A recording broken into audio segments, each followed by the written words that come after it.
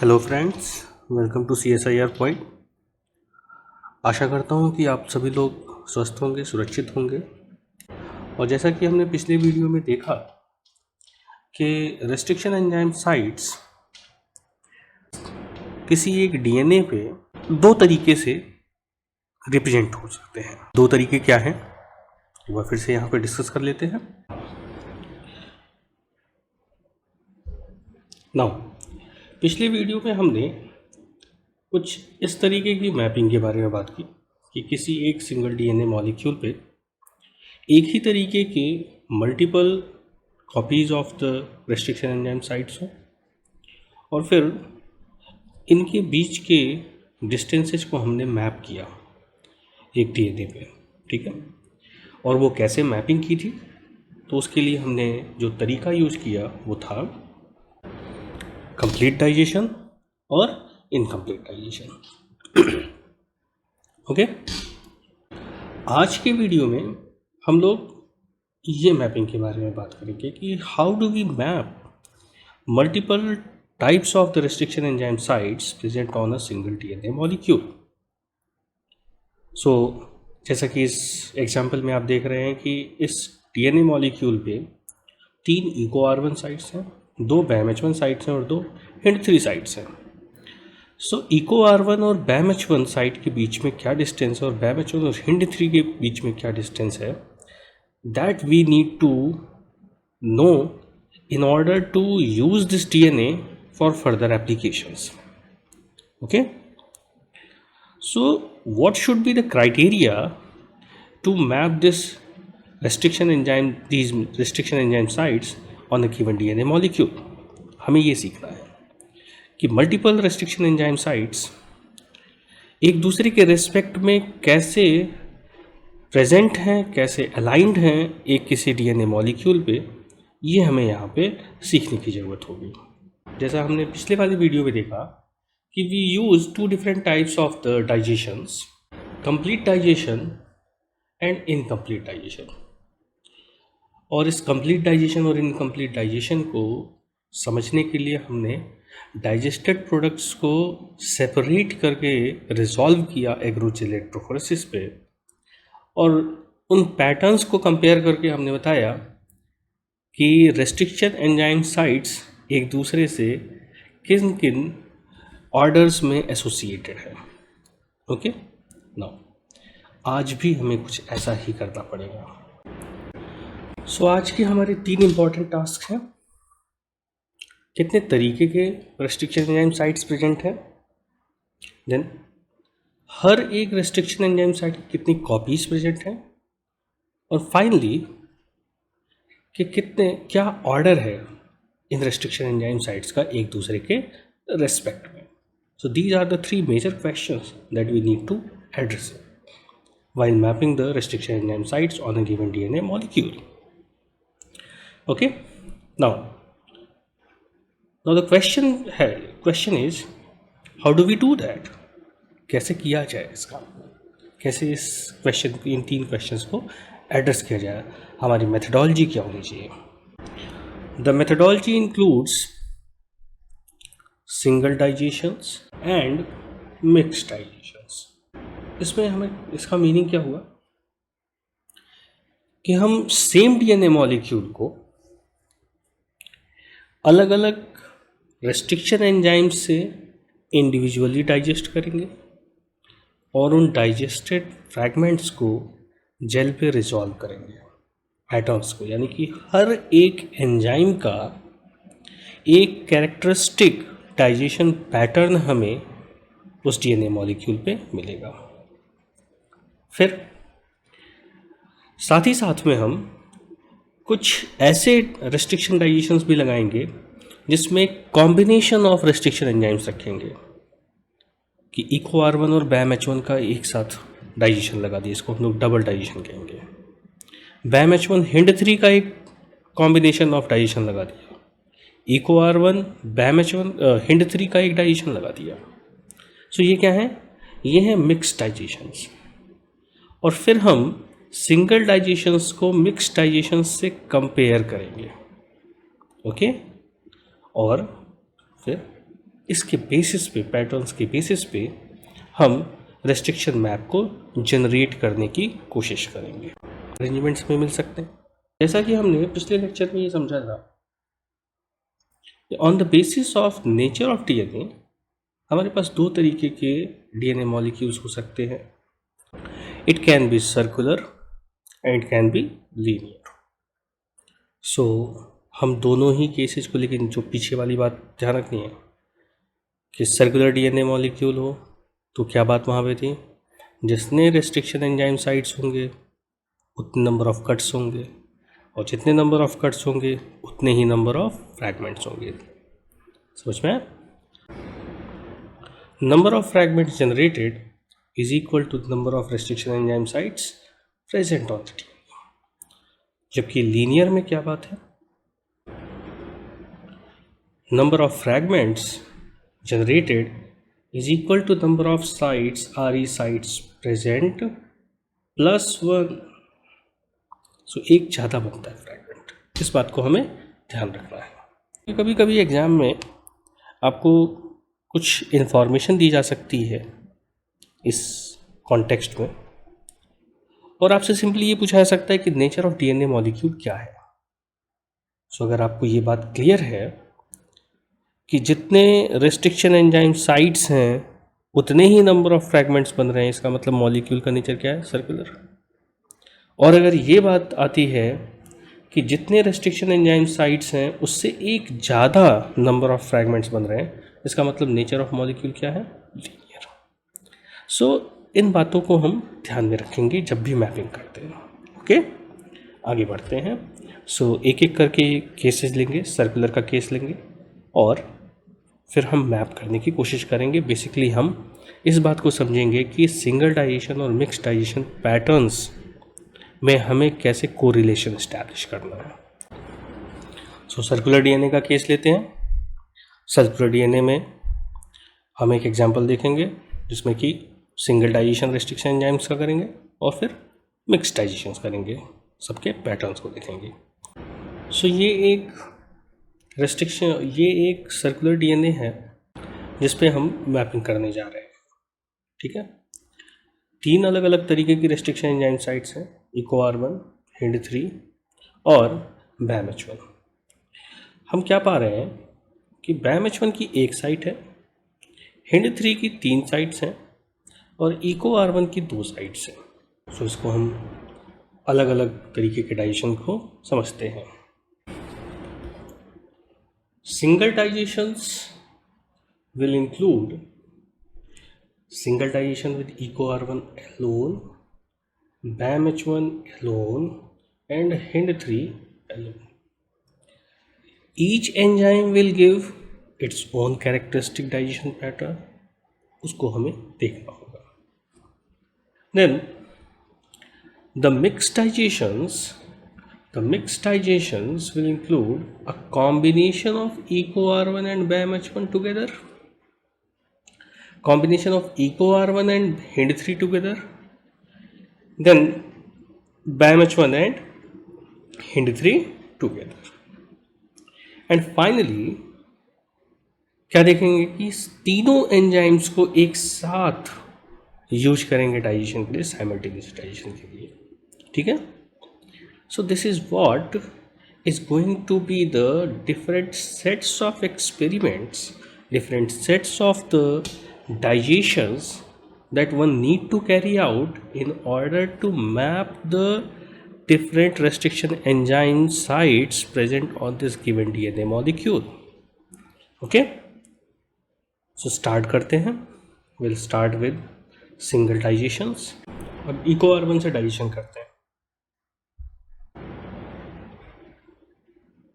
एक कट मारा और दूसरा कट। सो यहाँ पे हम क्या देख सकते हैं कि 2 कट्स बने हैं। एक कट आपको यहाँ दिख रहा है और एक कट आपको यहाँ दिख रहा है।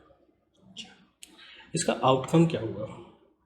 सो हमें 2 एसिमेट्रिक फ्रैगमेंट्स मिलते हैं। एक फ्रैगमेंट मिलता है 4.5 kb का और एक फ्रैगमेंट मिलता है हमें 5.5 kb का।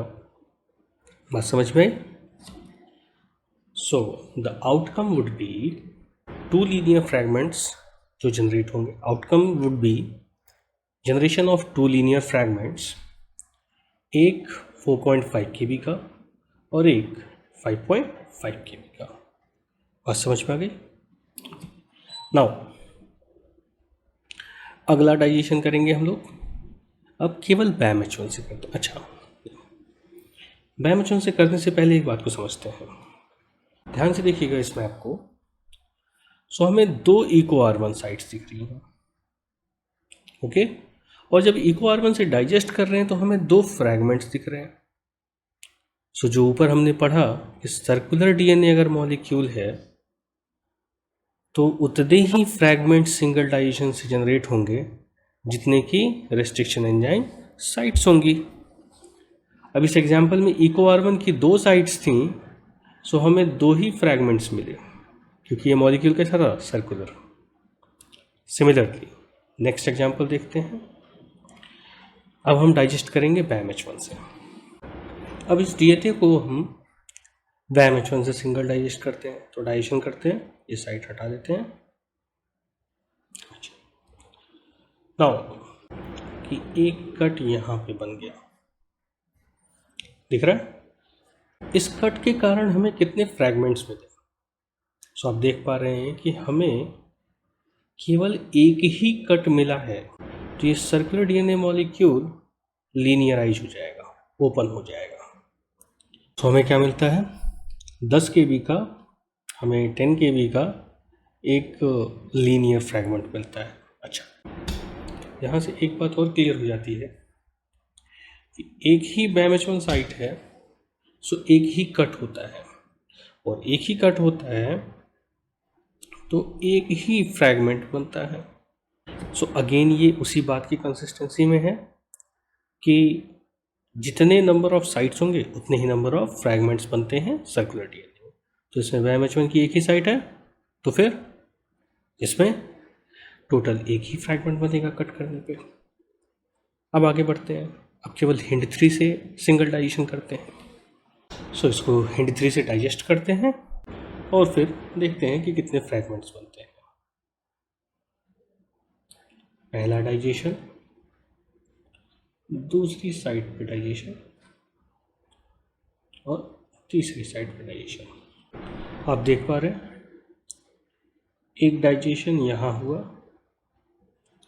एक डाइजेशन इस साइड पे हुआ और एक डाइजेशन इस साइड पे हुआ. इसका आउटकम क्या आता है? 3 linear fragments of 3.8 KB, 3.5 KB and 2.7 KB lengths. ठीक है, क्लियर ये बात? सो अब जरा हम ऐसा करते हैं कि इन सभी तीनों डाइजेशंस को एक जेल पे रिजॉल्व कर लेते हैं और फिर देखते हैं कि इनके क्या पैटर्न्स आते हैं. सो सिंगल डाइजेशन आउटकम्स क्या हमें मिलते हैं? EcoR1 से हमें 2 फ्रैगमेंट्स मिलते हैं, 4.5 KB एंड 5.5 KB के. BAM-H1 से हमें एक सिंगल लीनियर फ्रैगमेंट मिलता है क्योंकि एक ही साइट है, और HindIII से हमें 3 फ्रैगमेंट्स मिलते हैं ये सारी चीज़ के. ठीक है, अब हम इनको रिजॉल्व करते हैं बाई एग्रोचेल इलेक्ट्रोफोरेसिस. सो हमने 3 सिंगल डाइजेशन पैटर्न्स को देखा. BAM-H1 में केवल हमें 10 KB का बैंड मिलेगा. EcoR1 से हमें 5.5 KB एंड 4.5 KB का बैंड मिलेगा, जबकि HindIII में हमें 3.8, 3.5 एंड 2.7 KB के बैंड्स मिलेंगे टॉप टू बॉटम पे. समझ में? सो ये सिंगल डाइजेशन पैटर्न है. आई होप कि आपको यहाँ तक की बात क्लियर हो गई होगी, क्योंकि ये बहुत ही ज़रूरी है. ठीक है, अब मैंने आपको ये इतना जो बताया, इसको इनडायरेक्टली भी पूछा जा सकता है. कैसे पूछा जा सकता है, ज़रा इस बारे में हम लोग एक क्वेश्चन के फॉर्म में इसको डिस्कस करते हैं. तो आपको क्वेश्चन में डेटा दिया गया होगा कि आपने किसी एक लीनियर DNA को EcoR1 से डाइजेस्ट किया, BAM-H1 से डाइजेस्ट किया और HindIII से डाइजेस्ट किया, ठीक है। और आपको ये रिजल्ट्स मिले, या फिर आपसे ये कहा जा सकता है कि आपने किसी एक सर्कुलर DNA को EcoR1, BAM-H1, HindIII से डाइजेस्ट करने के बाद फ्रैगमेंट्स को रिजॉल्व किया एग्रोजेल इलेक्ट्रोफोरेसिस पे और आपको ये डेटा मिला, आंसर करोगे। सो अभी तक हमने देखा कि सिंगल डाइजेशन के क्या आउटकम्स मिलेंगे इस सर्कुलर DNA पे, और इस पैटर्न को जब हमने एग्रोजेल इलेक्ट्रोफोरेसिस पे एनालाइज किया सो हमें ये बैंड पैटर्न मिला। अब हम देखते हैं कि इस सर्कुलर DNA मॉलिक्यूल को अगर हम मिक्स डाइजेशंस करें तो फिर हमें, यानी कॉम्बिनेशन ऑफ डाइजेशंस करें तो हमें क्या बैंड पैटर्न मिलता है और उससे कैसे मैपिंग को हम कंप्लीट कर सकते हैं। ओके, मिक्स डाइजेशंस में जैसा कि हमने पहले देखा था क्या क्या थे। सो पहला हम इसमें देखेंगे मिक्स डाइजेशन EcoR1 और BAM-H1 से देखते हैं। ओके, सो इस सर्कुलर DNA को EcoR1 और BAM-H1 से डाइजेस्ट करते हैं।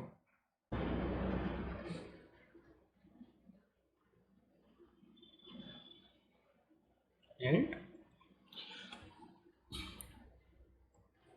नाउ डाइजेशन के बाद आप पाएंगे एक कट यहाँ बना, एक कट यहाँ बना और एक कट यहाँ बना। ओके, सो इसका आउटकम क्या हुआ, आउटकम देखते हैं। कितने साइड्स पे कट हुआ, 1 2 3। सो सर्कुलर DNA 3 साइड्स पे कट हुआ तो ऑब्वियस सी बात है 3 फ्रैगमेंट्स बनेंगे। फ्रैगमेंट्स की लेंथ यहाँ देखते हैं, आप देख पा रहे हैं 3 फ्रैगमेंट्स बनेंगे। ओके, सो हमारे आउटकम्स यहाँ पे क्लियर हैं। अब आगे बढ़ते हैं, नेक्स्ट मिक्स डाइजेशन को देखते हैं। सो अब इसको EcoR1 और HindIII पे कट कर देते हैं। सो आप देख पाएंगे कि एक कट बना यहाँ पर, एक कट बना यहाँ, एक कट यहाँ, एक कट यहाँ और एक कट यहाँ। अब ऐसे में हम लोग ये देखते हैं कि कितने फ्रैगमेंट्स बने। अब ज़रा ध्यान दीजिएगा, इस पूरे मैप पे 3 HindIII साइड्स हैं।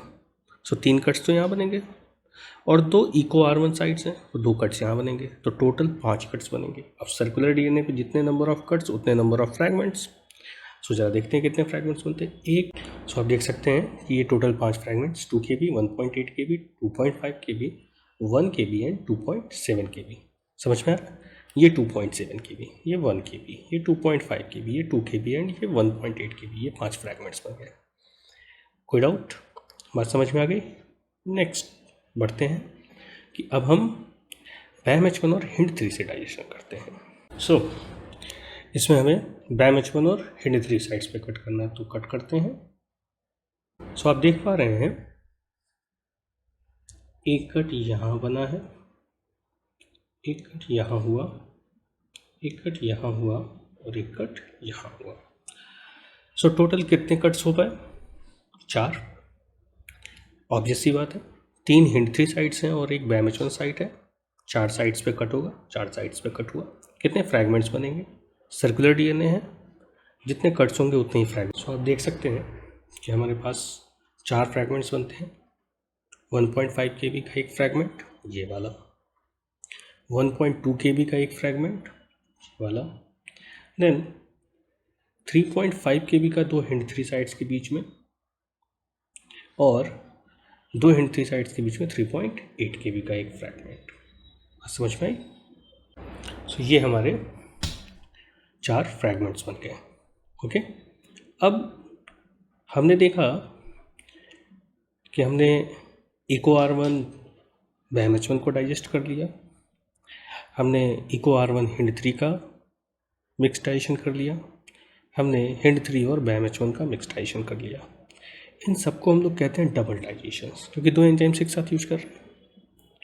अब हम सारे एंजाइम्स को एक साथ यूज करेंगे डाइजेशन के लिए, यानी complete digestion with all the enzymes. ठीक है, सो मिक्स डाइजेशन का नेक्स्ट केस होगा जिसमें कि हम सारे एंजाइम्स को एक साथ यूज करेंगे। सो देखते हैं। सो अब इसको सभी रेस्ट्रिक्शन एंजाइम से कट करते हैं। सो आप पाएंगे एक कट यहाँ हुआ, यहाँ हुआ, यहाँ हुआ, यहाँ, यहाँ और यहाँ। सो टोटल कितने कट्स हुए वो डिपेंड करेगा कि कितने total restriction enzymes 1 2 3 4 5 6। So total 6 sites अगर हैं तो 6 फ्रैगमेंट्स बनेंगे। उनकी साइजेस क्या क्या हैं? 1.8, 2, 2.5, 1, 1.5 एंड 1.2 KB। 6 फ्रैगमेंट्स बने, एक 2 KB का ये वाला फ्रैगमेंट, 1.8 KB का ये वाला फ्रैगमेंट, 2.5 KB का, 1 KB का, 1.5 KB का और 1.2 KB का। बात समझ में आ गई? सो हमारे पास मिक्स डाइजेशन के 4 तरीके हैं। सो समरी में देखते हैं कि मिक्स डाइजेशन से हमें क्या क्या मिलता है। With Eco R1 and Bam H1 से, with Eco R1 Hind 3, with Eco Bam H1 और हिंड 3, और फिर उसके बाद सबके साथ, और ये इनके रेस्पेक्टिव रिजल्ट्स हैं जैसा कि हमने अभी देखा। अब इन रिजल्ट्स को हम कैसे पता करेंगे कि हाँ ये यही आए हैं? तो हमें इन सबको रिजॉल्व करना होगा किसमें? एग्रोस जेल इलेक्ट्रोफोरेसिस के थ्रू एक जेल पे हम रिजॉल्व करेंगे। तो हम क्या देखते हैं? आउटकम्स देखते हैं, कैसा हमारा बैंड पैटर्न मिलेगा अगर हम इनको एग्रोस जेल इलेक्ट्रोफोरेसिस के लिए सब्जेक्ट करते हैं डाइजेशन प्रोडक्ट्स को। सो जैसा हम देख पाएंगे, इको R1 से 3 बैंड्स मिलेंगे, इको R1 और हिंड 3 से हमें ये 5 बैंड्स मिलेंगे, बैम H1 हिंड 3 से हमें ये 4 बैंड्स मिलेंगे, और सबसे डाइजेशन जब हमने किया तो ये 6 बैंड्स मिलेंगे, 2.5 KB, 2 KB, 1.8 KB, 1.5 KB, 1.2 KB and 1 KB। Okay, ये सारे बैंड्स मिल गए। तो अब इस पूरी बात को हम समराइज करते हैं कि हमारे पास एक सर्कुलर DNA है, उसको हमने सिंगल डाइजेशंस के लिए सब्जेक्ट किया एंड मिक्स डाइजेशन के लिए सब्जेक्ट किया, और डाइजेस्टेड प्रोडक्ट्स को हमने फिर रिजॉल्व किया एग्रोस जेल इलेक्ट्रोफोरेसिस के थ्रू। तो हमारे रिजल्ट्स टोटल एक्सपेरिमेंट के, इस टोटल डाइजेशन के हमें कैसे दिखेंगे वो हम यहाँ पे समराइज करते हैं। ओके, तो इतनी बात समझ में आ गई है। अब टोटल सिंगल डाइजेशन और मिक्स डाइजेशन को समराइज करते हैं एक जेल पे।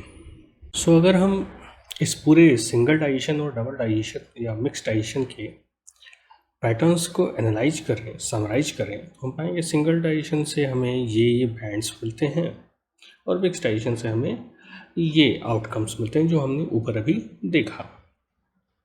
अब इन आउटकम्स को हम रिजॉल्व करेंगे एग्रोस जेल इलेक्ट्रोफोरेसिस के थ्रू, और सारे बैंड्स को हम एनालाइज करने की कोशिश करेंगे। बात समझ में?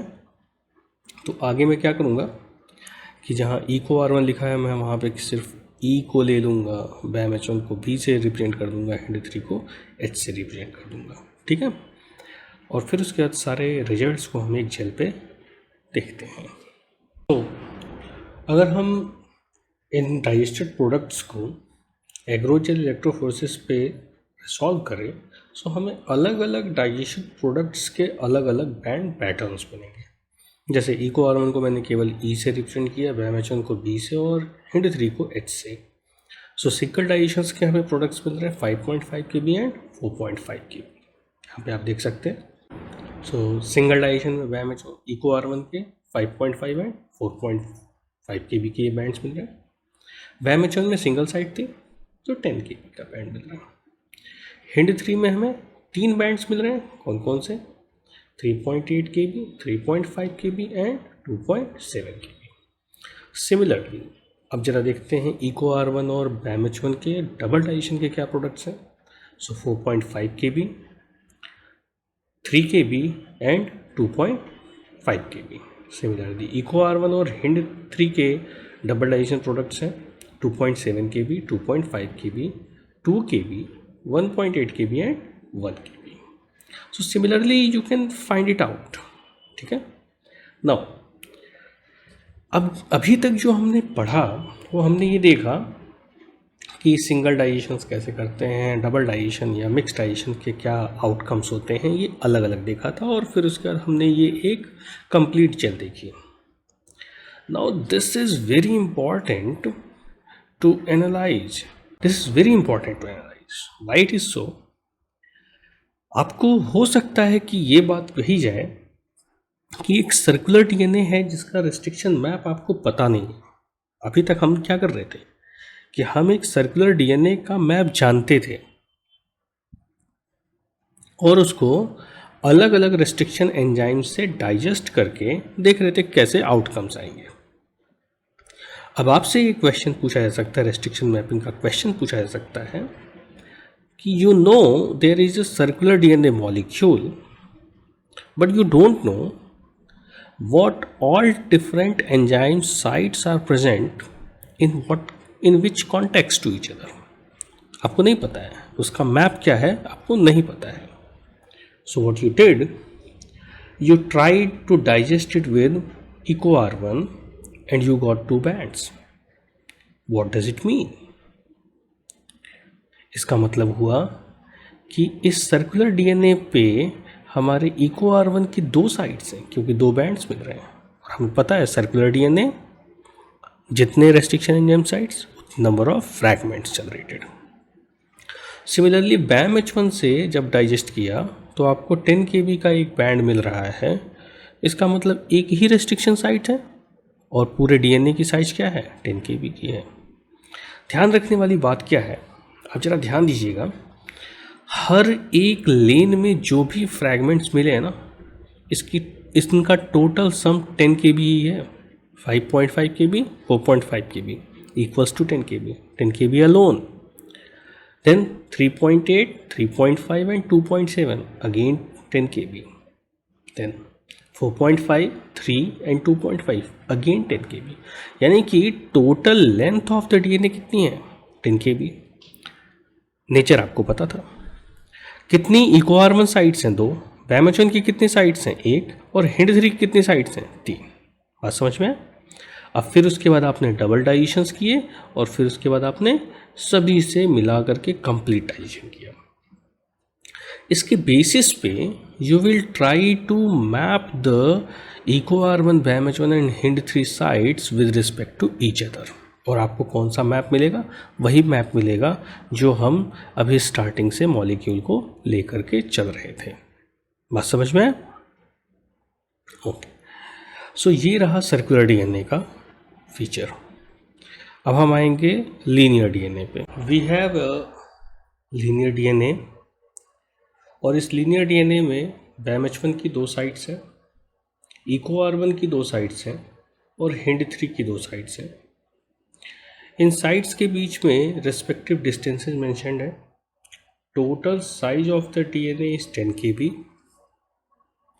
और अब हम इनको डिफरेंट तरीके के डाइजेशंस के लिए सब्जेक्ट करेंगे। तो जैसा हमें पता है कि इसके दो ऑप्शंस हैं डाइजेशंस के लिए, सिंगल डाइजेस्ट कर सकते हैं या फिर मिक्स डाइजेस्ट कर सकते हैं। सो सिंगल डाइजेशंस EcoR1 से alone, BAM-H1 alone, HindIII alone. Mix digestions EcoR1 BAM-H1 के साथ, EcoR1 HindIII के कॉम्बिनेशन में, BAM-H1 HindIII कॉम्बिनेशन में और EcoR1 BAM-H1 और HindIII के कॉम्बिनेशन में। ये सारे हमें डाइजेशंस देखने हैं। बस समझ पाई? और फिर उसके बाद इनके आउटकम्स को हम लोग देख लेंगे। सो सिंगल डाइजेशन से स्टार्ट करते हैं और फिर उसके बाद मिक्स डाइजेशंस को देखते हैं, इनके जेल पैटर्न्स को एनालाइज करते हैं। तो हम अगर EcoR1 पे डाइजेस्ट करेंगे तो ये दो साइड्स हैं EcoR1 की, तो आपको ये समझना होगा लीनियर डीएनए है, दो साइड्स है, तो कितने फ्रैगमेंट्स बनेंगे याद है। लीनियर फ्रैगमेंट्स में number of fragments, linear DNA में number of fragments generated equals to restriction enzyme sites plus 1। तो EcoR1 की कितनी साइट्स हैं, 2, तो कितने फ्रैगमेंट्स बनेंगे, 3। सो आउटकम्स होंगे हमारे 3 फ्रैगमेंट्स। एक की साइज हो जाएगी 2 kb, 0.8 प्लस 1.2, 2 kb। दूसरे की साइज हो जाएगी 1 + 3 4, 4 + 2 6, 6 + 1.5 ये हो गया 7 kb and the third fragment would be of 0.kb। समझ में? अब इसका अगर हम एग्रोजेल इलेक्ट्रोफोरेसिस करें तो क्या होगा? 7.5 kb का बैंड मिलेगा, 2 kb का और 0.5 kb का। टोटल साइज क्या है अभी भी? 10 kb। ओके, नेक्स्ट डाइजेशन पे चलते हैं। अब डाइजेशन करेंगे बैमेचोन से। अब बैमेचोन से डाइजेस्ट कर रहे हैं, बताइए कितने फ्रैगमेंट्स बनेंगे? बैमेचोन की 2 साइड्स हैं तो ऑब्वियसली 3 फ्रैगमेंट्स बनेंगे। सिर्फ अगर बैमेचोन से डाइजेस्ट करते हैं तो हमें 3 फ्रैगमेंट्स मिलते हैं और तीनों फ्रैगमेंट्स की साइजेज हैं 0.8 kb, 6.7 kb and 2.5 kb। Okay, अब इन फ्रैगमेंट्स को अगर हम एग्रोजेल इलेक्ट्रोफोरेसिस पे रन करते हैं सो हमें बैमेचोन डाइजेशन पैटर्न में सबसे ऊपर बैंड मिलेगा 6.7 kb का, फिर 2.5 kb का और 0.8 kb का। ओके, नेक्स्ट चलते हैं। अब हम डाइजेस्ट करेंगे हिंड 3 से। सो इस लीनियर डीएनए को अब हम इस लीनियर डीएनए को अब हम हिंड 3 से डाइजेस्ट करते हैं। अब जो देखिए हिंड 3 की कितनी साइड्स है? हिंड 3 की 2 साइड्स है। सो ऑब्वियस सी बात है, लीनियर डीएनए है, 2 साइड्स पे कट होगा तो 3 फ्रैगमेंट बनेगा। सो अगर हम आउटकम्स की बात करें सो बैमेचोन डाइजेशन से हमें 3 फ्रैगमेंट्स मिलेंगे। पहला फ्रैगमेंट 3 kb का होगा जो इस राइट हैंड से पहले हिंड 3 साइड के बीच का है। दूसरा फ्रैगमेंट इन दो हिंड 3 साइड्स के बीच का फ्रैगमेंट है, 3 kb का फ्रैगमेंट है। और तीसरा फ्रैगमेंट हमें 4 kb का मिलेगा जो इस हिंड 3 साइड से राइट हैंड बॉर्डर तक का मिलेगा। ना ध्यान देने वाली बात यह है कि इसमें 2 फ्रैगमेंट्स हमें 3 kb के मिलेंगे, ठीक है, इक्वल साइज के। तो ज़रा इसको एग्रोज जेल पे हम रिजॉल्व करते हैं और देखते हैं इसका आउटकम कैसा जेल पे दिखता है। सो जेल पे हम पाएंगे 2 बैंड्स, 4 kb का और एक 3 kb का। ध्यान से देखने पे अगर हम कहें कि एक लीनियर डीएनए है और 2 ही फ्रैगमेंट बने हैं तो हमारे दिमाग में जाएगा कि इसमें केवल एक ही हिंड 3 साइट है। लेकिन जब हमने करेक्ट मैप देखा तो उसमें कितने हैं? 2 हिंड 3 साइट्स हैं। सो इस एम्बिग्विटी को कैसे हम दूर करेंगे, उस चीज़ के लिए हमें क्या करना पड़ेगा? डबल डाइजेशन या मिक्स डाइजेशंस करने पड़ेंगे। बात समझ में आ गई? सो अभी तक जो हम तीन डाइजेशंस देखे, सिंगल डाइजेशंस, उसमें EcoR1 से डाइजेस्ट किया तो हमें 3 फ्रैगमेंट्स मिले, सभी वेरिएबल साइज के थे इसलिए 3 बैंड्स मिल रहे थे। बैमेचोन से डाइजेस्ट किया 3 बैंड्स मिले, तीनों वेरिएबल साइज के थे। तो वहाँ पे कंफर्म हो रहा था कि 3 बैंड्स मिल रहे हैं किसी लीनियर डीएनए के, तो ऑब्वियसली 2 साइड्स हैं EcoR1 और बैमेचोन की। लेकिन हिंड 3 के केस पे क्या हुआ कि जब हमने डाइजेस्ट किया तो हमें जेल पे केवल 2 ही बैंड्स मिलते हैं। सो नाउ ये बात थोड़ी कंफ्यूजिंग हो जाती है कि हिंड 3 की एक साइट है या फिर 2 साइट है। अब इस बात को आप गेस कर सकते हैं कैसे?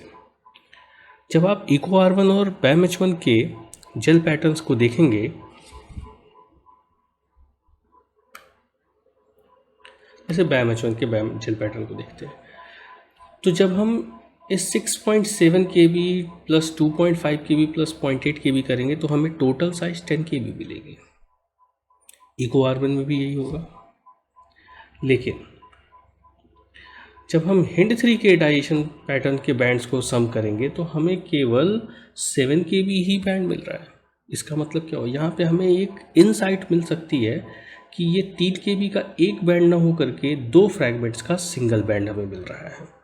सो हो सकता है कि 4 kb plus 3 kb plus 3 kb ऐसा कुछ हो फ्रैगमेंट्स की साइजेज, जो कि अभी हमने देखा ऐसा ही कुछ था। ओके, अब आगे बढ़ते हैं और अब हम मिक्स डाइजेशंस पे जाते हैं। सो मिक्स डाइजेशंस में पहला हम देखते हैं EcoR1 और बैमेचोन से डबल डाइजेशन करते हैं। EcoR1 और बैमेचोन से अगर हम डबल डाइजेस्ट करते हैं तो हमें आउटकम्स क्या मिलेंगे? सो जैसा हम देख रहे हैं 5 फ्रैगमेंट्स मिलते हैं। एक 0.8 kb का एक फ्रैगमेंट मिलता है, ये 1.2 kb का फ्रैगमेंट मिलता है इस बैमेचोन से इस EcoR1 के बीच का फ्रैगमेंट। फिर इस EcoR1 से इस बैमेचोन के बीच का एक फ्रैगमेंट मिलता है जो कि 5.5 kb का होता है। 1 + 3 4, 4 + 1.5, 5.5 kb। फिर एक फ्रैगमेंट हमें मिलता है इस BAM-H1 से EcoR1 के बीच का 2 kb का फ्रैगमेंट मिलता है, और फिर लास्ट फ्रैगमेंट 0.5 kb का। अब इनको हम जरा जेल पे रिजॉल्व करते हैं, एग्रोज जेल पे रिजॉल्व करते हैं और इसका डाइजेशन पैटर्न देखते हैं। अब ध्यान दीजिए, ये डबल डाइजेशन में 5 मिल रहा है, इसका मतलब कि दो साइड सही होंगी, जो कि हमने पहले ही डिसाइफर किया हुआ है। नेक्स्ट डबल डाइजेशन देखते हैं, तो उसमें हम EcoR1 और HindIII से डाइजेस्ट करते हैं। सो EcoR1 और HindIII से अगर हम डाइजेस्ट करें तो बेसिकली 4 साइड्स हो जाती हैं जिस पे कट होगा, 2 EcoR1 की और 2 HindIII की। सो इसको अगर जब हम EcoR1 और HindIII से डबल डाइजेस्ट करेंगे तो हमें 5 फ्रैगमेंट्स मिलेंगे। 5 फ्रैगमेंट्स की साइजेज होंगे 2 kb का, ये एक फ्रैगमेंट हो गया यहाँ से लेकर के यहाँ तक। एक फ्रैगमेंट 1 kb का होगा ये। फिर एक फ्रैगमेंट इन दो HindIII साइड के बीच का 3 kb का। एक फ्रैगमेंट हमें HindIII से EcoR1 के बीच का 1.5 + 2 kb = 3.5 kb का, और लास्ट फ्रैगमेंट हमें 0.5 kb का। इनको जरा हम जेल पे रिजॉल्व करते हैं। सो पैटर्न हमें मिलता है 3.5 kb, 3 kb, 2 kb, 1 kb and 0.5 kb के फ्रैगमेंट्स मिल जाते हैं। 5 फ्रैगमेंट्स अगेन कंफर्म करते हैं कि इनके प्रॉबेबली दो साइड्स हैं। ओके, बेसिकली 4 साइड्स पे कट हुआ है। सो EcoR1 की 2 हैं और HindIII की भी 2 होनी चाहिए, जो कि हमें एम्बिग्विटी HindIII के साइड में केवल 4 kb और 3 kb के बैंड्स मिले थे, तो 2 ही बैंड मिले थे। वो एम्बिग्विटी यहाँ पे दूर हो जाती है कि HindIII की 2 साइड्स हैं, एक साइड नहीं है। ओके, क्योंकि अगर एक साइड होती तो टोटल कितने, 2 EcoR1 के और HindIII का 1, 3 ही होते, तो 4 फ्रैगमेंट्स हमें मिलने चाहिए, लेकिन हमें फ्रैगमेंट्स कितने मिल रहे हैं, 5। तो इसका मतलब 2 EcoR1 की पहले से कन्फर्म है, HindIII की भी कितनी होनी चाहिए, 2 होनी चाहिए। आगे बढ़ते हैं, नेक्स्ट डाइजेशन देखते हैं। इसमें हम BAM-H1 और HindIII के साथ डबल डाइजेस्ट करेंगे। अगर हम BAM-H1 और HindIII से डबल डाइजेस्ट करें तो हम देख सकते हैं कि BAM-H1 की 2 साइड्स हैं और HindIII की भी 2 साइड्स हैं। सो टोटल 4 साइड्स हैं। 4 साइड्स हैं और अगर किसी लीनियर DNA पे 4 कट्स हों तो हमें कितने टोटल फ्रैगमेंट्स मिलेंगे, वो होंगे 5। BAM-H1 और HindIII के डबल डाइजेशन से हमें 5 फ्रैगमेंट्स मिलते हैं। एक 0.8 kb का फ्रैगमेंट, ये एक 2.2 kb का फ्रैगमेंट इस BAM-H1 से इस HindIII के बीच का, देन 2 HindIII साइड्स के बीच का एक फ्रैगमेंट, फिर इस HindIII से इस BAM-H1 के बीच का एक फ्रैगमेंट, और फिर इस BAM-H1 से राइट हैंड तक का एक फ्रैगमेंट 3.5 kb का। So this is what we get on double digesting the linear DNA with BAM-H1 and HindIII। जरा इनके बैंड्स को हम एग्रोज जेल पे रिजॉल्व करके देखते हैं। एग्रोज जेल पे हमें ये 5 बैंड्स मिलेंगे, ये पैटर्न होगा हमें BAM-H1 और HindIII के डबल डाइजेशन का। बात समझ में? अब लास्ट पे आते हैं कि हम इनको सभी साइड से डाइजेस्ट करते हैं। सो अगर हम इस DNA को सभी एंजाइम से रेस्ट्रिक्शन डाइजेशन करें तो हमें कितने फ्रैगमेंट्स मिलेंगे। देखिए, बड़ी आसान सी बात है, टोटल 6 साइट्स हैं, तो 6 कट्स अगर हम मारेंगे तो हमें 6 + 1 यानी कि 7 फ्रैगमेंट्स मिलने चाहिए। सभी एंजाइम से डाइजेस्ट करने के बाद हमें 7 फ्रैगमेंट्स मिलेंगे और उनकी रेस्पेक्टिव साइजेज हैं 0.8 kb, 1.2 kb, 1 kb, 3 kb, 1.5, 2 kb and 0.5 kb, यानी कि सभी साइड्स पे कट हो रहे हैं। ओके, अब इनकी जरा बैंड पैटर्न को हम देखते हैं, जो कि एग्रोज इलेक्ट्रोफोरेसिस पे हमें दिखेगा। कंप्लीट डाइजेशन के बाद 3 kb, 2 kb, 1.5 ये पैटर्न हमें मिलता है। ओके, इस पैटर्न के बेसिस पे हम ये कह सकते हैं कि मैक्सिमम कितने साइट्स रहे होंगे, क्योंकि लीनियर DNA है और हमें 7 फ्रैगमेंट्स मिल रहे हैं, 7 बैंड्स मिल रहे हैं, तो इसका मतलब ये हुआ कि एटलीस्ट 6 साइट्स जरूर हैं। ओके, अब जरा इस पूरे कहानी को हम लोग समराइज करते हैं और इसका एक, जैसे सर्कुलर में हमने एक बैंड पैटर्न देखा था, वैसे ही अब हम एक बैंड पैटर्न लीनियर का देखते हैं, कंपाइल्ड बैंड पैटर्न। तो अगर हम सभी डाइजेशंस को लीनियर डीएनए के सभी डाइजेशंस को समराइज करें तो सिंगल डाइजेशन से हमें ये प्रोडक्ट्स मिलते हैं, इको R1 से, BAM-H1 से, HIND3 से, और मिक्स डाइजेशन में double digestion of Eco R1 BAM-H1, Eco R1 HIND3, BAM-H1 HIND3 और इको R1 BAM-H1 और HIND3 सबके डाइजेशन से हमें ये अलग अलग फ्रैगमेंट्स मिलते हैं। सो अगर हम इनका एक कंप्लीट जेल बनाएं, so this is the complete gel pattern, complete digestion gel pattern of the linear DNA single when digested with the individual enzymes, double digested with the combination of enzymes and completely digested with all three enzymes. So ये हमें एक jail pattern मिलता है। Okay, तो ये था हमारा concept कि कैसे हम किसी एक लीनियर या सर्कुलर डीएनए को मल्टीपल रेस्ट्रिक्शन एंजाइम साइट्स के लिए मैप करेंगे, और अगर हमें मैप पता हो तो हम कैसे उनके डाइजेशन पैटर्न्स को पाएंगे या उन डाइजेशन पैटर्न्स को एनालाइज करेंगे। बात समझ में आई? सो मेरे ख्याल से आपको इतनी बात समझ में आ गई होगी। तो अब हम इसके आगे क्वेश्चंस लेंगे जिनमें कि हमें कुछ इन्फॉर्मेशन दी गई होगी डाइजेशन पैटर्न के बारे में, और उन डाइजेशन पैटर्न्स को एनालाइज करते हुए हम एक रेस्ट्रिक्शन मैप किसी लीनियर या सर्कुलर डीएनए का ड्रॉ करेंगे। सो आशा करता हूँ कि आप लोगों को ऊपर की बातें समझ में आई होंगी, जो हमने डाइजेशन पैटर्न्स और उनकी मीनिंग समझी। सो अब इस क्वेश्चन को देखते हैं। क्वेश्चन में दिया गया है कि एक डीएनए मॉलिक्यूल है जिसका नेचर हमें पता नहीं है। इसको रेस्ट्रिक्शन एंजाइम से सिंगल और डबल डाइजेस्ट किया गया। जो भी फ्रैगमेंट्स आए उनको एग्रोजेल इलेक्ट्रोफोरेसिस से सेपरेट करके डेटा को एनालाइज किया गया, और डेटा को इस टेबल के फॉर्म में रिप्रेजेंट किया गया है जिसमें कि फ्रैगमेंट्स की साइजेस को केबीज में रिप्रेजेंट किया गया है। कहने का मतलब है कि ये जो 8 है, ये 8 ना होकर के ये 8 केबी का फ्रैगमेंट है। नाउ हम डेटा को, पहला तो सवाल यहाँ पे इस डेटा को देखने के बाद, जैसा पहले मैंने कहा कि इसमें हमें नेचर ऑफ डीएनए मॉलिक्यूल नहीं पता है, तो सबसे पहला काम हमारा होगा मैपिंग में कि क्या नेचर होना चाहिए डीएनए का। नाउ नेचर के बेसिस पे डीएनए मॉलिक्यूल्स दो तरीके के हो सकते हैं, लीनियर या सर्कुलर। सो अब जरा हम ये एनालाइज करते हैं कि जो डेटा दिया गया है ये लीनियर डीएनए का है या फिर सर्कुलर डीएनए का है।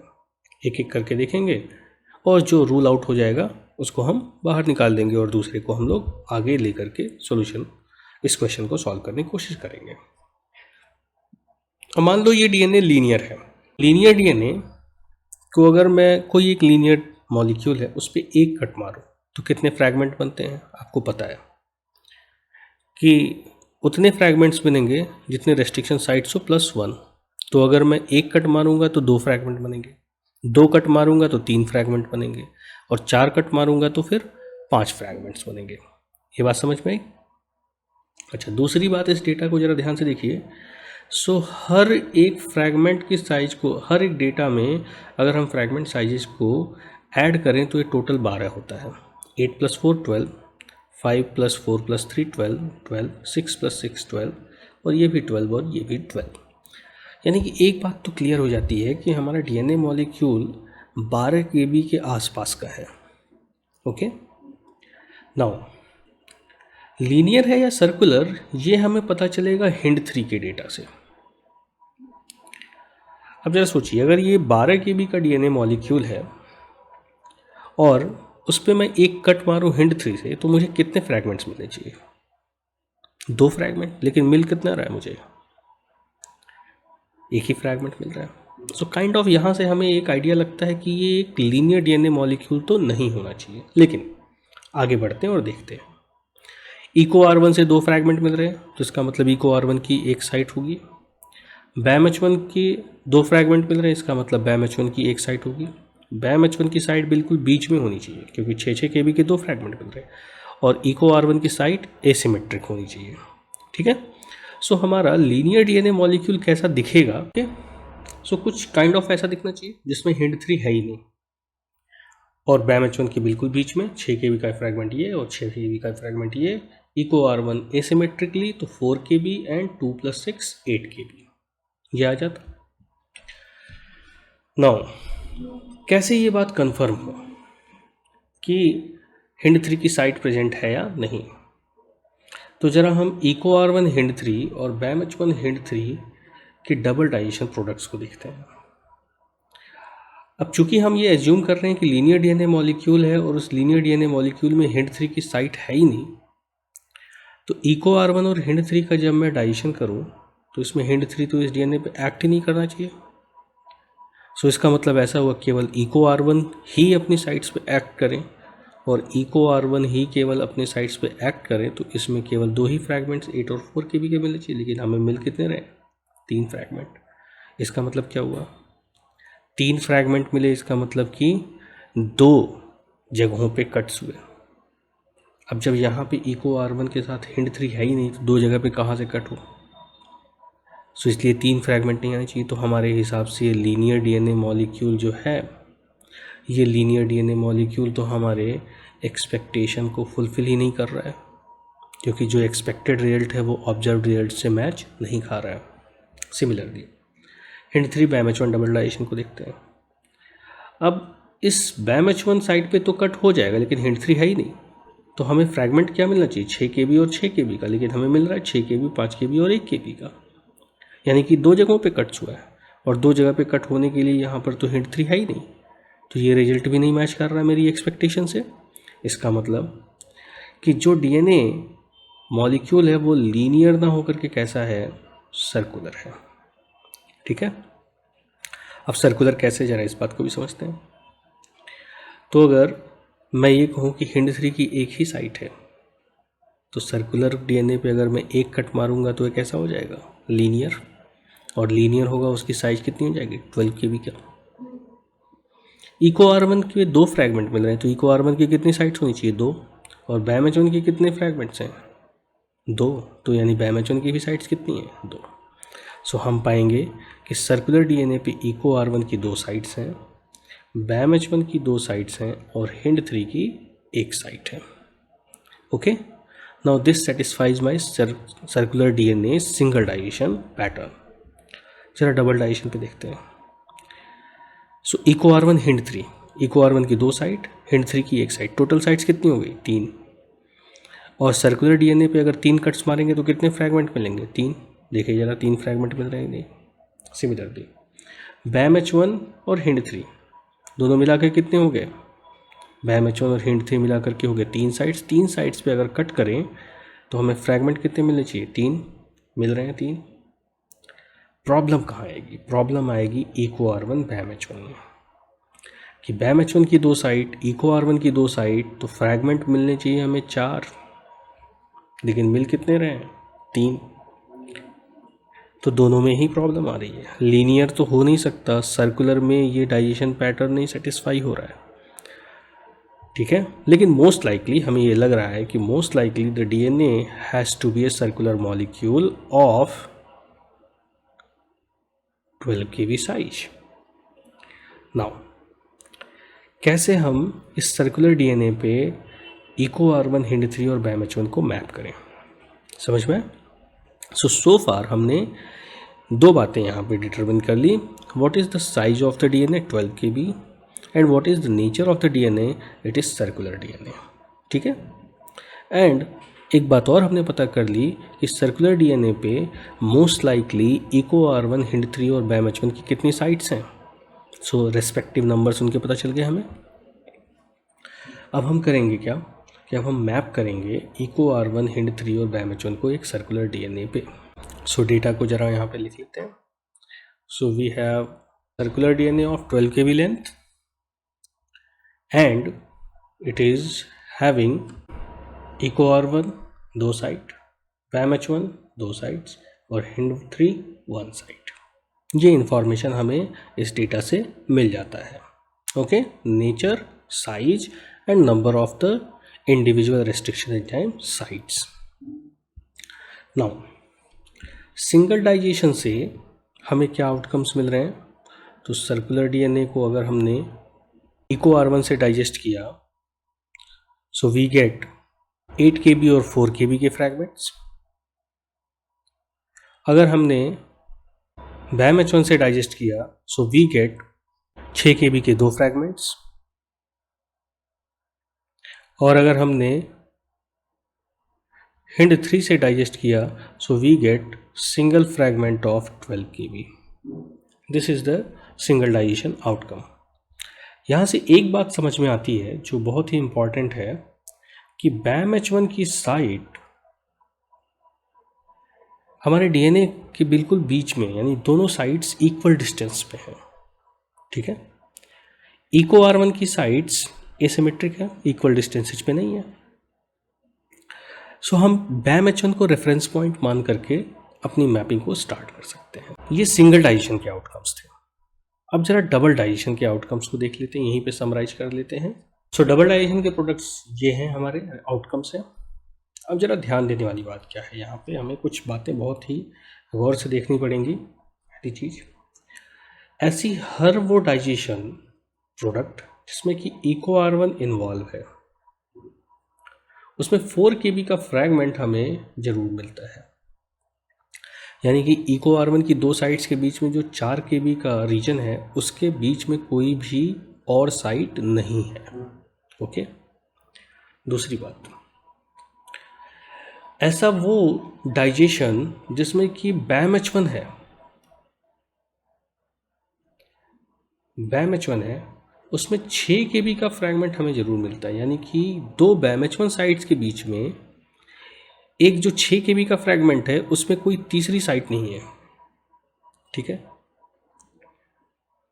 और जहाँ जहाँ पे HIND3 इन्वॉल्व है, जिन डबल डाइजेशंस में HIND3 है, वहाँ पे आप पाएंगे कि 5 KB का फ्रैगमेंट जरूर मिल रहा है। ध्यान रखिएगा। हमें अपनी मैपिंग को इन बातों को ध्यान में रखते हुए रखना पड़ेगा कि जहाँ BAM-H1 हो तो एक BAM-H1 से दूसरे BAM-H1 के बीच की दूरी 6 KB है, टोटल DNA 12 KB का है। एक ऐसा रीजन जो 6 KB का है उसमें कोई ना EcoR1 साइट है ना ही HIND3 साइट है। ध्यान रखिएगा, ठीक है। अब हम मैपिंग को स्टार्ट करते हैं और ज़रा देखते हैं कि हमारे पास क्या क्या ऑप्शंस हैं। तो पहले हम सिंगल डाइजेशंस के आउटकम्स को बना लेंगे कि क्या पॉसिबल मैप्स बन सकते हैं, फिर डबल डाइजेशंस के मैप्स बनाने की कोशिश करेंगे इंडिविजुअल डाइजेशंस के हिसाब से, और फिर सबको सुपर इम्पोज करेंगे। पहला हम लोग स्टार्ट करते हैं सिंगल डाइजेशन मैप्स, यानी maps on the basis of single digestion. EcoR1 के बेसिस पे हमारा मैप होगा कि दो EcoR1 साइट्स एसिमेट्रिकली सर्कुलर DNA पे अरेंज्ड है, इनके बीच की दूरी 4 KB एंड 8 KB है। नौ दूसरा मैप बनाते हैं। BAM-H1 के हिसाब से ये मैप हो सकता है कि BAM-H1 की साइट्स बिल्कुल बीच में और इक्वल हाफ्स में इस सर्कुलर DNA को कट करते हैं। ओके। तीसरा हम मैप बनाएंगे HIND3 के हिसाब से। आसान है, HIND3 का हो गया, टोटल साइज कितनी है 12 KB की। हमारे पास 3 मैप्स हैं सिंगल डाइजेशंस के। अब हमें क्या करना है कि इन सबको सुपर इम्पोज करना है एक दूसरे के रिस्पेक्ट में, सच दैट कि ये जो ऑब्जर्व डबल डाइजेशन डेटा है वो हमें मिल जाए। ओके। तो कैसे हम लोग डबल डाइजेशंस के मैप्स को क्रिएट करते हैं और एक फाइनल मैप पे पहुंचते हैं। शुरुआत करते हैं EcoR1 और BAM-H1 से, या EcoR1 HIND3 और BAM-H1 HIND3 से, फिर उसके बाद EcoR1 BAM-H1 को देखते हैं। हम BAM-H1 और HIND3 से स्टार्टिंग करते हैं और ये पता लगाने की कोशिश करते हैं कि साहब होगा कैसे, ये हमें प्रोडक्ट्स किस बेसिस पे मिल सकते हैं। ध्यान रखिएगा जो मैंने अभी आपको बताया था कि जहाँ जहाँ BAM-H1 है वहाँ वहाँ हमें 6 KB का फ्रैगमेंट जरूर मिलना चाहिए। जैसा कि हमने कहा कि HIND3 की साइट को या तो मैं इस BAM-H1 साइट के लेफ्ट या राइट रखूँ, इधर भी रख सकते हैं। लेट्स से मैं इस BAM-H1 साइट के लेफ्ट हैंड साइड में रखता हूँ HIND3 साइट को, ठीक है। इसका मतलब इस रीजन के 6 KB को I am not disrupting with any other restriction enzyme site. Okay. Now मैंने अगर HIND3 साइट को इस BAM-H1 साइट के नेक्स्ट रखा लेफ्ट हैंड साइड में, सो ये टोटल रीजन कितना था, 6 KB का था, यहाँ पे देख सकते हैं। And if I say that this BAM-H1 site is 1 KB apart from this hint 3 site, तो rest of the region कितने KB का हो गया, 5 KB का, and still my DNA is 12 KB. The best thing is it is satisfying the restriction products of the BAM-H1 hint 3. क्या हमें results मिलते हैं BAM-H1 और hint 3 के डबल डाइजेशन के? So you can see BAM-H1 hint 3 के double digestion products हमें मिलते हैं 6 KB, 5 KB एंड 1 KB। जरा देखिए BAM-H1 और hint 3 के डबल डाइजेशन से हमें क्या मिलेगा, एक BAM-H1 कट यहाँ पे, एक BAM-H1 कट यहाँ पे, so I will have a large fragment of 6 KB। BAM-H1 और hint 3 का एक कट हुआ, so I will have another fragment of 5 KB and a very small fragment of 1 KB, which is satisfying my double digestion pattern. So far this is a good map. Let's see what is the outcome of EcoR1 and hint3 double digestion. So अब हम एक map बनाते हैं जिसमें कि EcoR1 और hint3 digestion को देखते हैं। तो हमने क्या किया है कि इन दो मैप्स को एक दूसरे के साथ सुपर इम्पोज कर दिया।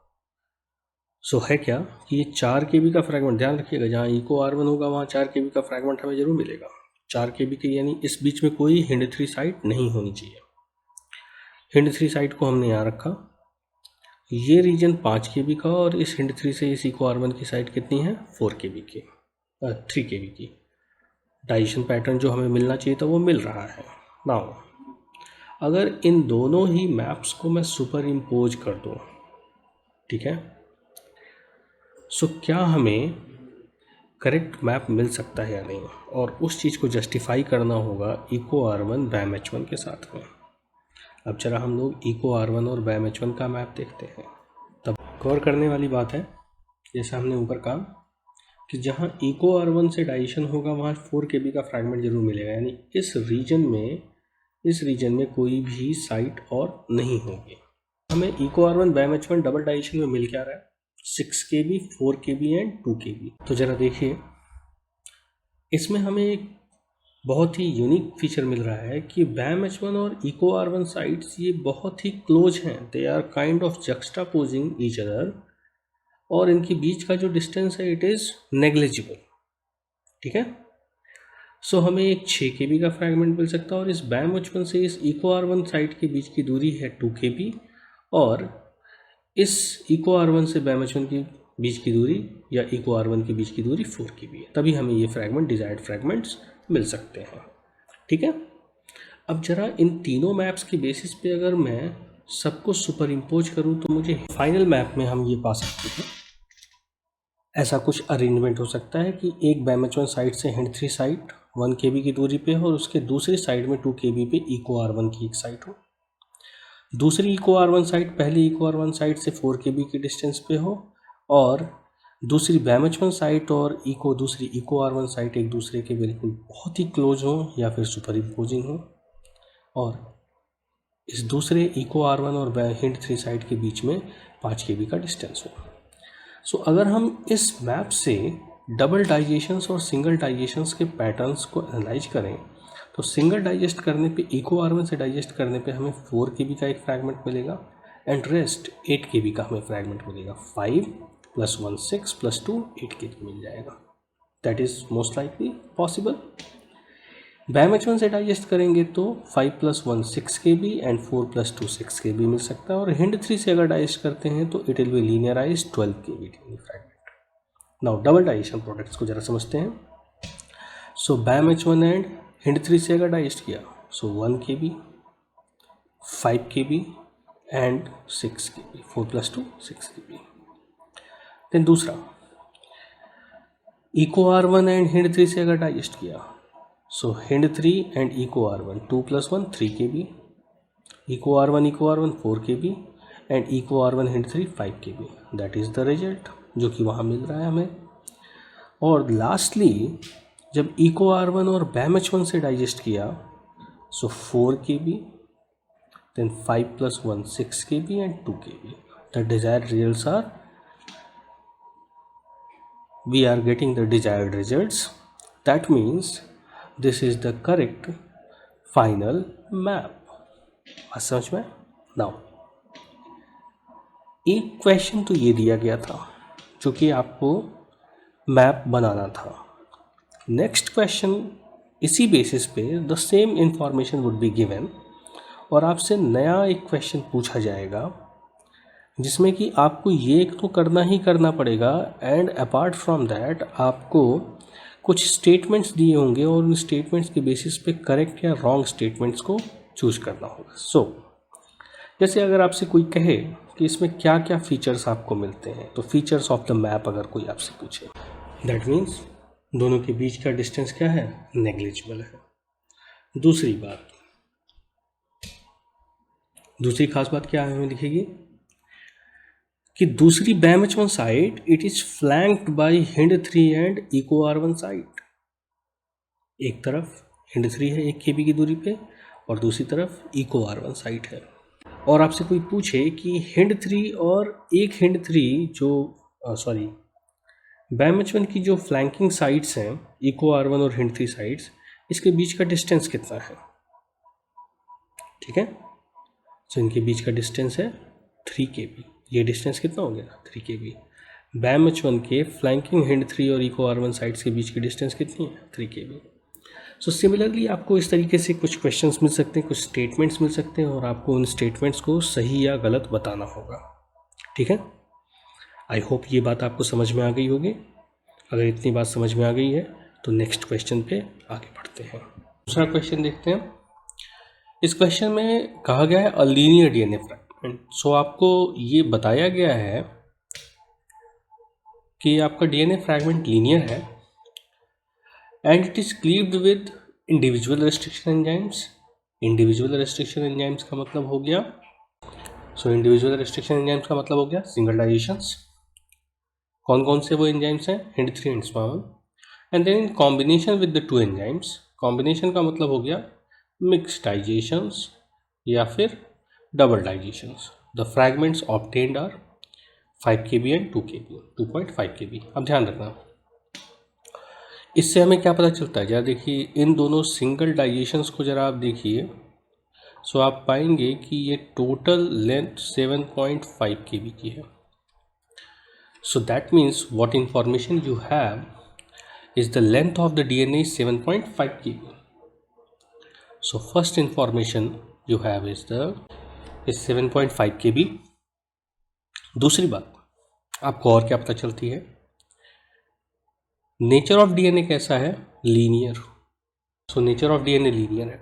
अब जरा बताइए कि लीनियर को कितने बार कट किया जाए कि इससे 2 फ्रैगमेंट्स बन जाए. सो ऑब्वियसली एक बार कट करेंगे तो 2 फ्रैगमेंट्स बनेंगे. सो HIND3 से हमें 2 फ्रैगमेंट्स मिलते हैं, SMA1 से हमें 2 फ्रैगमेंट्स मिलते हैं. इसका मतलब क्या हुआ कि HIND3 की कितनी साइट्स हैं, 1. SMA1 की कितनी साइट हैं, 1. अब सोचिए डबल डाइजेशन में ये बात जस्टिफाई हो रही है कि नहीं, क्योंकि डबल डाइजेशन में हमें 3 फ्रैगमेंट्स मिल रहे हैं. सो अगर 2 बार कट करेंगे किसी एक लीनियर फ्रैगमेंट को तो कितने बनेंगे, 3 फ्रैगमेंट्स बनेंगे. So on the basis of the given information हम HIND3 और SMA1 के सिंगल डाइजेशंस के बेसिस पे 2 मैप्स क्रिएट कर सकते हैं. ओके, सो HIND3 और SMA1 को हम लोग रिप्रेजेंट करते हैं. So on the basis of that, the single digestion information, हम HIND3 और SMA1 के रेस्पेक्टिव एक इंडिविजुअल रेस्ट्रिक्शन मैप केवल SMA1 और HIND3 के रेस्ट्रिक्शन मैप्स को बता सकते हैं. नाउ हमें HIND3 और SMA1 के डबल डाइजेशन में क्या मिलता है, एक 2.5 kb का बैंड मिलता है, एक 3 kb का बैंड मिलता है और एक 2 kb का बैंड मिलता है. अब जरा सोचिए कि हम किन 2 तरीकों से इन 2 मैप्स को एक साथ सुपर इम्पोज कर सकते हैं. किन 2 तरीकों का मतलब क्या हुआ कि क्या SMA1 को HIND3 के नेक्स्ट प्लेस करें या फिर हम SMA1 को एक एंड पे रखें और HIND3 की साइड को दूसरे एंड पे रखें. बात समझ में आ रही है.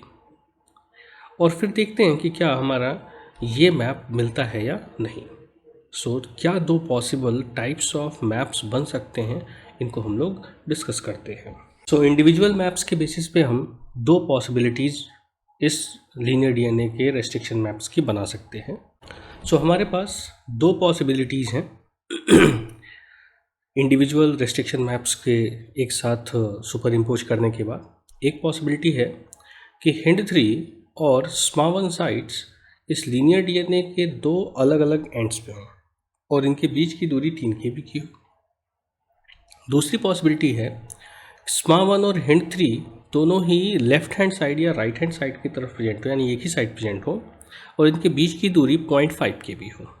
ओके, अगर ये पॉसिबिलिटी है तो डबल डाइजेशन से हमें क्या क्या आउटकम्स मिलेंगे। नाउ कौन सा आउटकम हमारे ऑब्जर्व्ड रिजल्ट से मैच करता है? सो ये वाला आउटकम तो हमारे ऑब्जर्व्ड रिजल्ट से मैच करता है, लेकिन ये वाला मैच नहीं करता है। So that means this is not the correct mapping of the two sides on the linear DNA, while this is the correct mapping. Now बात यह है कि क्या ये करेक्ट मैप हमारे सिंगल डाइजेशन आउटकम्स को जस्टिफाई करता है या नहीं। So let's see it. अगर मैं केवल HIND3 से सिंगल डाइजेशन करता हूँ तो हमें क्या प्रोडक्ट मिलेंगे? 2.5 kb and 5 kb। Yes, it matches. अगर मैं केवल SMA1 से डाइजेशन करता हूँ तो हमें क्या मिलेंगे? 3 + 2.5 यानी कि 5.5 kb and 2 kb। Yes, it matches. So this is indeed a correct restriction map of the linear DNA fragment with respect to HIND3 and SMA1 sites. So this is the correct map. और अगर इस correct हमने इसको double digestion किया है, we have digested it with HIND3 and SMA1, double digestion किया, so these are the products that we are going to get. अब मैं इनको एक जेल पे रिजॉल्व कर लेता हूँ।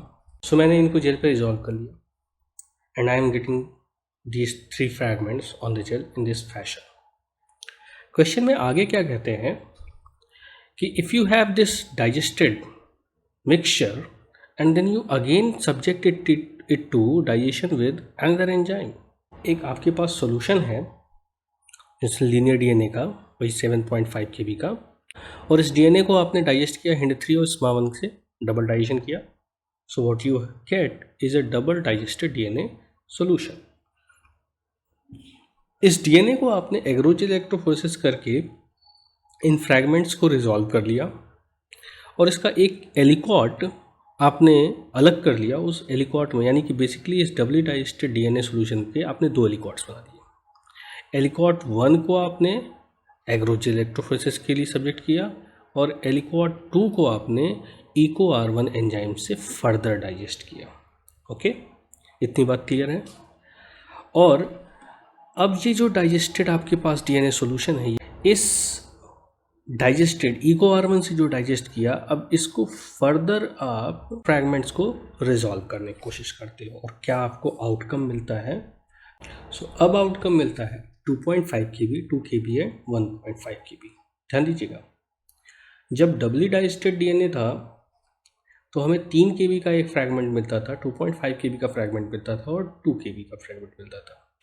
जब हमने इस डबल डाइजेस्टेड डीएनए सॉल्यूशन को EcoR1 से फर्दर डाइजेस्ट किया तो हमें 3 kb का डीएनए फ्रैगमेंट ना मिल करके हमें क्या मिल रहा है? 1.5 kb, 2 kb एंड 2.5 kb। अब जरा सोचिए कि ये 1.5 kb का फ्रैगमेंट कहाँ से आया होगा और EcoR1 की साइट कहाँ रही होगी। बात समझ में आ रही है? अब अगर मैं मैप को अपने देखूं तो मैप में क्या पाता हूँ कि HIND3 के पहले 2.5 kb का रीजन है, SMA1 के बाद 2 kb का फ्रैगमेंट मिलता है और बीच का रीजन 3 kb का फ्रैगमेंट मिलता है। 1.5 kb का फ्रैगमेंट कहाँ से मिलेगा? सो एक ऑप्शन बचता है कि इस HIND3 और SMA1 के बीच में, बिल्कुल बीच में एक EcoR1 साइट हो, तो ये 3 kb का फ्रैगमेंट 1.5 और 1.5 के बीच में टूट जाएगा। ठीक है, क्योंकि हम कौन से फ्रैगमेंट को डाइजेस्ट कर रहे हैं? जो ऑलरेडी डबल डाइजेस्ट हो चुका है. So we have a fragment of 2.5 kb, 3 kb and 2 kb. And इस फ्रैगमेंट में कहीं पर भी इको R1 हो सकता है. So the correct restriction map would be this, जिसमें हिंड 3 और इको R1 के बीच में 1.5 kb, इको R1 स्मा 1 के बीच में 1.5 kb, और इस टोटल रीजन के बीच का जो डिस्टेंस है that will be 3 kb. And now it can clearly justify the restriction digestion patterns. केवल हिंड 3 से अगर डाइजेस्ट किया, so you will have a fragment of 2.5 kb and rest of the fragment would be 5 kb. If you digest only with the SMA 1, then you will have 2.5 plus 3 kb, 5.5 kb and 2.5 kb, 2 kb. So 5.5 kb and 2 kb हमें मिल जाएगा. If you double digest it with hind 3 and SMA 1, then you are going to get 2.5 kb, 3 kb and 2 kb. Now इस 3 kb के fragment को अगर हम eco R1 से digest करते थे तो हाफ हाफ में बिल्कुल टूट जाता 1.5. तो हमारे जेल पे जो 3 kb का बैंड था उसकी जगह पे हमें कौन सा बैंड दिखता, 1.5 kb का. And this is the correct map. That is how you solve it. इसी तरीके से आपको क्वेश्चंस मिलेंगे. अब ज़रूरी नहीं है कि आपको करेक्ट मैप ही मिले, हो सकता हो आपसे सवाल में पूछा जाए कि what could be the possible position of Eco R1 और स्टेटमेंट दिया हो. Eco R1 is 1.5 kb upstream to the right hand end of the DNA, और it is 1.5 kb downstream to the left hand end of the DNA. The hind 3 and eco R1 sites are 0.5 kb apart. The hind 3 and eco R1 sites are 1 kb apart. The hind 3 and eco R1 sites are 1.5 kb apart. So आपको इस तरीके से कुछ statements मिल सकते हैं, and then you have to find which statement is correct or which pair of statements are correct. So apart from generating the correct map, you need to also analyze what is the relative position of the restriction enzyme sites and what all different kinds of the arrangements can be produced, and that can be generated, that can be converted into a question. ठीक है, और हमें वहाँ पे अलग अलग तरीके से, तब आप ये समझिए कि हमें अगर ये मैप क्लियरली समझ में आ गया, सो जो स्टेटमेंट्स होंगे उन स्टेटमेंट्स को पढ़ करके हम करेक्ट स्टेटमेंट या पेयर ऑफ स्टेटमेंट्स को पता लगा सकते हैं और क्वेश्चन को सही कर सकते हैं. ठीक है, सो ऐसे क्वेश्चंस अक्सर एग्जाम में पूछे जाते हैं. आपको ध्यान रखना है कि जब भी आप क्वेश्चंस को करें तो इन्फॉर्मेशन को एक मैप के फॉर्म में प्रोड्यूस करें. सभी इन्फॉर्मेशन को पहले एक जो भी इंफॉर्मेशन है उसको जितना पिक्टोरियली आप बना सकते हैं बना लें, और उसके बाद फाइनल एनालिसिस पे पहुँचें, सबको सुपर इम्पोज करें और देखें कि कौन सा ऐसा मैप या कौन सा अरेंजमेंट आपको ऐसा मिलता है जो कि आपके ऑब्जर्व्ड रिजल्ट्स को जनरेट कर सकता है. जो भी मैप आपके ऑब्जर्व्ड रिजल्ट्स को जनरेट करेगा वही आपका करेक्ट मैप होगा. ओके, सो उम्मीद करता हूँ कि आपको ये बात समझ में आ गई होगी. ओके, सो अब क्वेश्चन 3 पे पढ़ते हैं. इस क्वेश्चन में दिया गया है कि एक लीनियर पीस ऑफ DNA जिसका मैप दिया गया है, इसमें इको R1 साइट्स 2 हैं, इको R1 साइट 1 और इको R1 साइट 2. इस DNA के कई म्यूटेंट फॉर्म्स हैं. एक है जिसमें कि इको R1 साइट ऑल्टर हो गई है, अब ये नहीं है, केवल यही है, इको R1 2 साइट है. दूसरा, a mutation altering Eco R1 2 site. तीसरा, जिसमें दोनों ही इको R1 साइट्स नहीं हैं. सो अभी जो शो कर रहे हैं ये इको R1 साइट्स नहीं होंगी. देन फोर्थ, इन दोनों साइट्स के बीच में एक 1000 बेस पेयर्स का DNA इंसर्शन हो जाए. एंड फिफ्थ, इन दोनों साइट्स के बीच में एक 500 बेस पेयर्स का डिलीशन हो जाए. अब कह रहे हैं कि ये सारे म्यूटेंट फॉर्म्स और वाइल्ड टाइप सबको अगर हम इको R1 से ट्रीट करें और फिर उस डाइजेस्टेड हर एक डीएनए मॉलिक्यूल के डाइस्टेट प्रोडक्ट को अगर हम जेल इलेक्ट्रोफोरेसिस के लिए सब्जेक्ट करें तो हमें क्या बैंड्स दिखाई देंगे जेल इलेक्ट्रोफोरेसिस पर। सो इस क्वेश्चन को सॉल्व करने के लिए पहले ज़रा हम लोग इन सभी म्यूटेंट्स के मैप्स देख लेते हैं कैसे होंगे, और फिर उसके बाद हम देखते हैं कि भाई कैसा इनका डाइजेशन प्रोडक्ट बनेगा।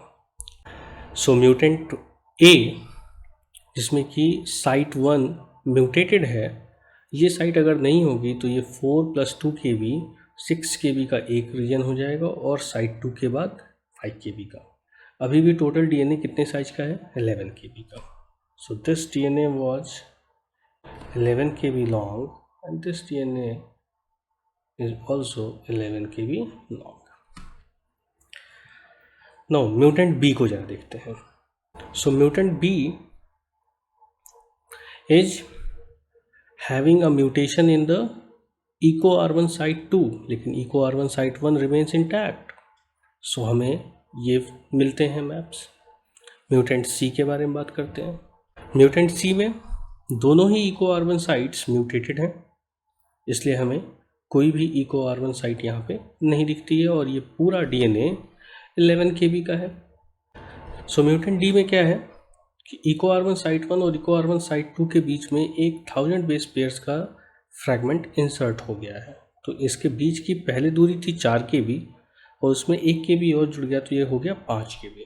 टोटल डीएनए की साइज क्या हो गई? 12 KB। नाउ म्यूटेंट ई को देखते हैं। सो म्यूटेंट ई में क्या है कि इन दोनों साइट्स के बीच में 500 बेस पेयर्स का यानी 0.5 KB का डीएनए डिलीट हो गया है। तो नेट साइज क्या रही? जो पहले 4 KB थी अब वो हो गई 3.5 KB, और ये टोटल डीएनए हो गया 10.5 KB का। बात समझ में आई? नाउ कहते हैं कि वाइल्ड टाइप और इन सभी म्यूटेंट्स को EcoR1 से डाइजेस्ट करते हैं।